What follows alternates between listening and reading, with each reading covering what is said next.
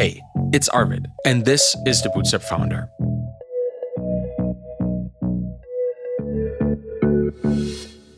This episode is sponsored by Paddle.com, the merchant of record that has been responsible for allowing me to reach the revenue goal that I will share with you in a minute here.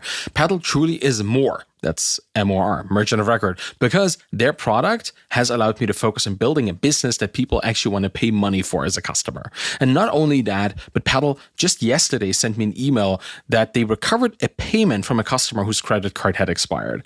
And that's why Paddle does more for you. They deal with taxes, they reach out to customers with failed payments, and they bring the money back in. They charge in people's local currency to make it easy. It's quite amazing. So check out Paddle.com to learn more. Before we get to the big thing today, a quick update on what I tasked myself to get done this week, pivoting the positioning of Podscan from this all over the place kind of website to clearly focusing on the kinds of customers that really drive revenue. Took me a couple of days, but I finally pivoted the homepage to be much more upfront about the data platform nature of Podscan. And I created 2 sub-landing pages, one for data customers and one for those who need alerts. So now instead of this weird chimera landing page that does everything and nothing, I give people the option to choose their own adventure and show them distinctly tailored landing pages depending on what they came to Podscan for. So this is a first step in my repositioning efforts, not the last one. Obviously, this is going to change over time, but I'm glad I got it done within the deadline that I set to myself. And I'm telling you, having a podcast does wonders for accountability. I have to commit to stuff because I promise it to you. So kind of have to keep it. So I promise to share something else with you today. Now, it's the beginning of April 2025. It's been almost a year to the day that Podscan got its Bootstrapper-compatible funding, and it has taken me this long, 1 year, to reach the very first goal that I set for myself that day back in April 2024, becoming profitable before the funds run out. And that goal has been reached. The profitability part. And over the last several months, I have slowly but surely ramped up revenue, generated customers, found the right customers that wanted to pay the right amounts of money for the quality of the data that I offer, had them stick around, and made Podscan profitable. And I think this is quite the accomplishment. And it's something that I thought would happen much faster than it did, which is my own problem, my own internal expectation, but it has happened. It's taken a year to get to this point, but it is profitable. And even though I'm very happy to now be in this phase where runway is not shrinking anymore, but very slowly, but significantly increasing every single week, I am faced with now having to find the next goal for myself and making a couple of choices about what Podscan is going to be, what it should be in the near future, and what the ultimate strategy for the business is going to be looking like. Now, every single software business, be it an indie hacker business, a solopreneur business, a small team of founders, bootstrapped, having some kind of bootstrapper funding, or aimed at getting you to reach profitability, every single one of these businesses has profitability as its very first goal. It's always the same. It's the critical target. Be self-sustaining. Because only once that part of the business journey is reached can you then comfortably or even reasonably make choices about the future. Because everything leading up to this is just survival. Trying to figure things out, product market fit, getting to the point where you create traction with the right customers, reduce churn with those customers to a manageable rate, and then figuring out how to find more of them through positioning, marketing, all the things that I've been doing over the last couple months and I've been trying to share publicly. All of these experiments, all of those small bets that I made, and some paid off, some didn't, all of those worked in tandem to get me to profitability within a year. So now the question becomes, where do we go from here? So I'll just talk about my personal relationship with the business, the industry, the customers that I have. I think I'll just come up with what options I have, the plans that I might follow, and what I'm leaning towards. All of those things change over time, obviously, right? Like if I think about this in a couple months, in a couple of years, I'm probably going to think differently. New situations come up, offers start coming in, collaborations start to happen, things shift. But at this point in time, and maybe also as a little time capsule for Podscan for a year from now, or 2 years from now, or 5 years from now, looking back at it today, I'm taking inventory of the options that I see and the strategies that I'm interested in pursuing. And there's one big one, clearly, if you listen to prior episodes of this podcast, you will know that I've built and sold SaaS businesses in the past. So I'm not new to the idea of building something for it to be acquired. That's definitely one of the three major options that I have. Even talking to the people at the MicroConf conference a couple of weeks ago in New Orleans, I found that everybody has this as an option and wants this as an option. Everybody there either is aiming to eventually be acquired or is talking to potential acquirers or even has an acquisition offer on the table. So it's always a potential way to set a goal for your own business, make it acquirable, and then make it acquired and have a trajectory towards acquisition, because the founder gets rich, business finds a new home and keeps running, either gets integrated into something else or gets run by other people. That's interesting as an option for where the business could go. It could be a financial acquisition where people keep it running, they buy it, and they make more money of it over time. Or it could be a strategic acquisition where people get access to your customers, the relationships that you have, your data, or even your employees, maybe even you as a founder for a couple months or a couple years. It's a very legitimate option for looking into strategic outlooks for your business. And it's very present with me because the first meaningful acquisition that happened to me back in 2019 was so substantial that it freed me from having to work for anybody else. And that acquisition allowed me to do whatever I want and build the things that I want. And you are experiencing the consequence of this right now, right? If you ever read my newsletter, or if you're listening to this on my podcast, you're watching my YouTube channel, you find me on Twitter, like all of these are consequences of me not having to do anything else for anybody else. I could focus on this. I could build this. And Podscan, the whole theme of this episode, is another consequence of this. It's something that I got to build as a new business completely on my own, completely as I wanted it to be in the market that I care about, which is podcasting, which, funny enough, is a consequence of me selling the other business too, because then I started talking about how to build businesses, right? There's a lot of freedom that I have developed throughout the last 5 years now in being able to do whatever I want to do.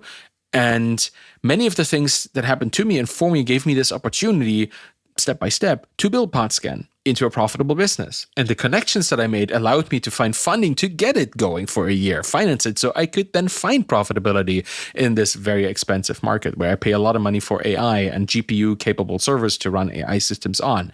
And that made it hard to get to profitability because it's quite expensive. So for me to make Podscan incredibly sellable, which is one of the reasons for why things are acquired, they're sellable, right? They can easily be bought. It needs to not just be valuable, but it also needs to be transferable.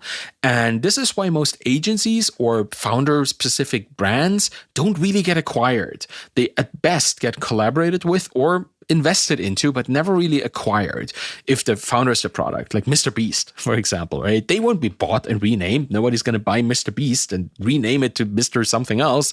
You invest in Mr. Beast, or you work with Mr. Beast, or you make money through a collaboration with Mr. Beast, but you're not going to own that business. But a software company is different. You can sell a software company. They get sold every single day all over the world. If you want to sell a software business completely, get a couple $1 million and hand everything over to somebody else, just like we did back in 2019 when we sold Feedback Panda, you have to make it completely transferable and completely decoupled from the founders.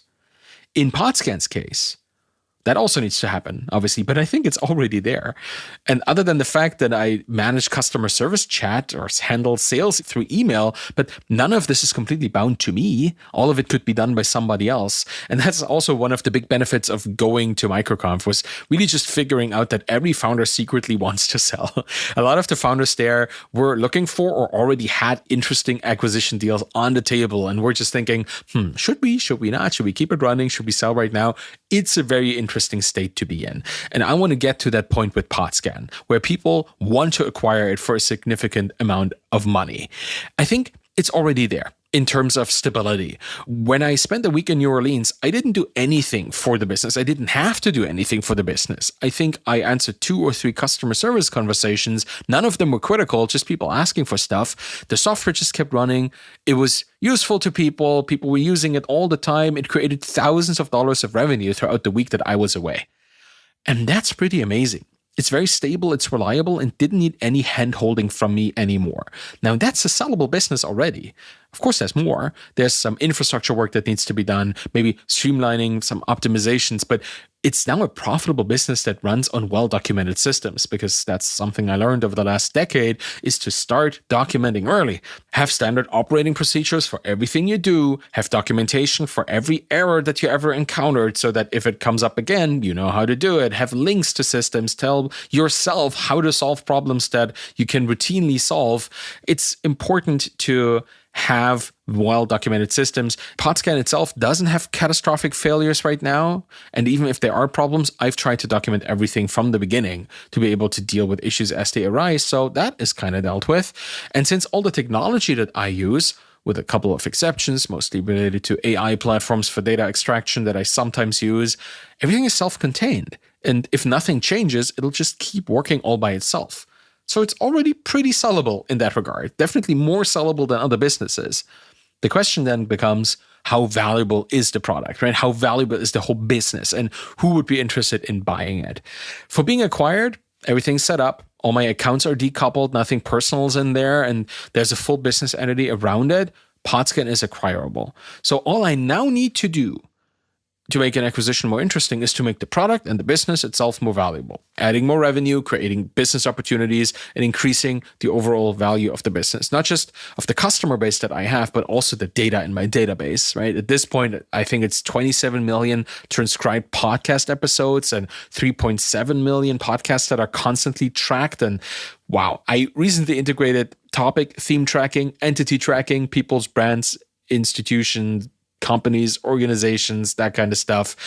Those database items are growing every day. So even the interconnected structure of the data in Podscan is expanding, making the data itself more valuable. That would make for a massive strategic acquisition target. Somebody could just buy the Podscan database and even get rid of the business if they wanted to, because the data that we've tracked and cleaned and connected is itself massively valuable. Or obviously they could buy the business, the API platform, the monitoring system. All of these could be interesting targets, but I digress. Let's talk about the other options that I have. Another one is just keeping running the business and just growing it slowly over time, turning it into a company of multiple people at a certain size. And that also is appealing to me, particularly because it's all just running by itself without requiring much intervention anyway. The last time I was at this stage where the business was sellable, I was really burnt out back in 2019, just before we sold.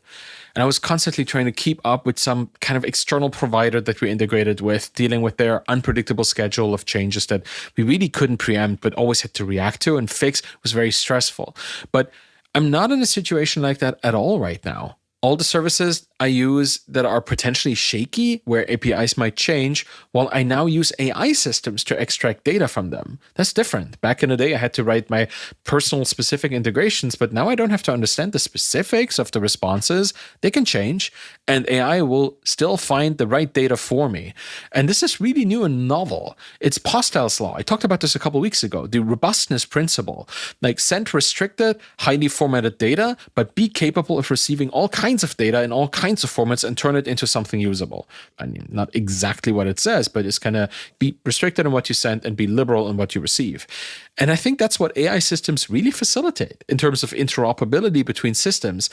And that's great for solo founders. There's always some room for error because the interpretation layer, but for a solo founder, I would rather have 1% of my data be slightly weird than having 100% of the data be correct at all times. But if any tiny thing changes, 0% of the data works until I fix it, I think I'll take the 1%. And that feels like a fair exchange. So I could just keep building the business. In terms of the data that I ingest, there's not much more to do. I already fetch almost everything I can from every podcast, like all the chart rankings and all the review counts and all that. And they don't make more podcasts all of a sudden. It's very linear growth in that field. And customer expectations change. And with the size of the data, infrastructure requirements change over time. But I could hire for that. I could just find somebody to deal with the complexity of this database and then build systems that are still snappy and reliable for bigger customers and more usage. I could easily do that, build a business with other people where everything could be completely remote. I wouldn't need anybody in office because it's all work on and with data, which is very technical, doesn't require much person-to-person interaction, just needs a lot of specific thinking and work. So I could keep building Podscan as a business, keep running it myself, keep owning it, and start at some point to derive some kind of, salary dividends, and just keep reinvesting this into hiring people, the development and adjustment of more reliable technologies. I could see doing this for a couple more years, that's for sure. And I think that's the hiring angle. But the third option, which is get Podscan to, I don't know, maybe $50,000 MRR, maybe $100,000 MRR, just make it $1 million in ARR, and just keep it there. Relatively independent, relatively solo. Just hire people for the odd jobs on and off here and there and have it as a constant income stream, but not aspire to grow it into anything bigger. And I feel this is kind of the boring version, right? The unaspirational one, because either acquisition or a bigger team also means bigger business, bigger numbers, bigger valuations, and serving more people with more things. But it could well just be a small business, very specifically focused on providing one particular product, which is a data product at this point. I'm not sure if that is my option. It doesn't really interest me as much. I'm at a point where the solo work on Podscan feels a bit exhausting. I still derive a lot of joy and curiosity from doing the work, but I kind of want to share this with more people and see what other people can come up with. Build really cool things that are useful to the people who use Podscan, who are interested in data from podcasts and all other things around it. Keeping it solo, keeping it all on my shoulders, I don't think it's really conducive to this exploratory and fun product work that I want. I want different perspectives, a diversity of thought kind of situation. So out of the three options I see before myself, keeping it as a solo business is the least interesting one. It's also the one where I need to change the least, so I guess it's the default one until one of the other two happens. But I have this feeling that Podscan can be a nice mid-sized company, maybe smallish with a couple dozen employees dealing with a relatively limited amount of incoming data, because that's just how many people create and publish podcasts every single day, and a manageable, if complicated, but still manageable data production pipeline. And as it grows, a more sophisticated data distribution pipeline. That's the interesting part. That's what I'm noticing with the customers that are skyrocketing my MRR at this point. They have high needs for quality data, for reliable data, for comprehensive data that includes everything that they might be interested in. And for that to be scaled, for sending out hundreds of gigabytes of data a day, there needs to be some smart architecture that exceeds the capacities of the current system in terms of automation. I've set it up in a way that will work for now, for the next 100 customers still, but to make this truly scalable, I think we need somebody who understands data at scale better than I do. I think I could get there, but somebody else is already there, and I can pay them to bring the expertise to the business. So that's kind of what I'm looking at. So acquisition, always on the horizon. And hey, if you have a serious 7-figure offer for Podscan, send me an email, arvid@podscan.fm. But until then, I'll keep it solo for maybe the next couple months to just stabilize and deal with the customer pivot that has increased my revenue this much, like turning it into a process that is more reliable, repeatable, and then slowly but necessarily grow the team through part-time work and freelance work at first, and then actually turn this into a multi-person business. So I guess that's the strategic outlook for Podscan in early 2025, just after having reached profitability and getting into a state where the product is stable. It's used 24/7. The API is constantly working. It's amazing to watch. And there are opportunities for growth and scale that I still need to discover. I think it's looking pretty good. Half a year ago, this would have been a dream state to be in. Now that I'm here, though, it's like, okay, we reached this goal, let's set the next one. So with all these options, keeping it to myself, growing a team, and selling the business, there needs to be a next goal for me. I think that goal has to be both a monetary goal, like an MRR goal, and also a hiring goal. Because either way, acquired or not, I need to start offloading development and particularly infrastructure work, and have somebody help me build a system that can serve bigger customers with more data requirements. So my next MRR goal would be being able to pay a qualified data engineer developer with an infrastructure background that can help me build scalable data pipelines and systems to export massive terabytes of podcast data to customers reliably, on time, in real time, and with massive data lake deployments, that stuff. For that, I probably want to get to like $15,000 MRR at a minimum to pay for all the infrastructure business expenses, plus a well-paid full-time or part-time engineer. Let's say 15 to 20K MRR, but I have to hit 15 first. So that's the goal. I'm so happy to be able to think about this. Oh yeah, we reached like 8, 10K MRR. Let's go to 15 next. That's just so nice to be at that point. I'm joyful. And I'm glad that Podscan is panning out to be profitable and a tool that people actually like to use. I've been talking to several customers over the last couple of days, several different kinds too, and the conversations have been overwhelmingly positive, like both verifying and validating that people need insight into the podcasting world and that Podscan is a solution that they like. The other things they talk to me about, the other solutions out there, too expensive, mostly because they come with all kinds of bells and whistles as part of a complicated software suite. And that doesn't appeal to the people who want to build something on top of them. And other customers are agencies that just don't want complicated software. They want easy and highly automatable software. So having this data platform that is very data and automation centric has been a big, big benefit for Podscan. And I want to keep it that way. Me being present in those conversations, sharing my interest, my joy of podcasting and my delight in building tools to help people in this field, well, that has also been very helpful to build these initial relationships with customers. I've yet to be yelled at for anything. And even if somebody comes to Podscan who's not an ideal customer and is kind of frustrated with why it's not for them, the conversation usually turns them into somebody who's like, okay, this is not for me, but the founder is nice and the company is great. I might recommend this to somebody who this might actually be for. So conversations have all been very positive and useful. And that's where I'm going. The next goal is set. Let's see how quickly I can accomplish this. And that's it for today. Thank you for listening to the Bootstrapped Founder. You can find me on Twitter at ArvidKahl, ARVIDKAHL. If you want to support me on this show, please share Podscan.fm with your professional peers and the people who you think will benefit from tracking mentions of their brands, their businesses, names on podcasts out there. Podscan is a near real-time podcast database with a really good API, so please share the word with those who need to stay on top of the podcast ecosystem. Thank you so much for listening. Have a wonderful day, and bye-bye.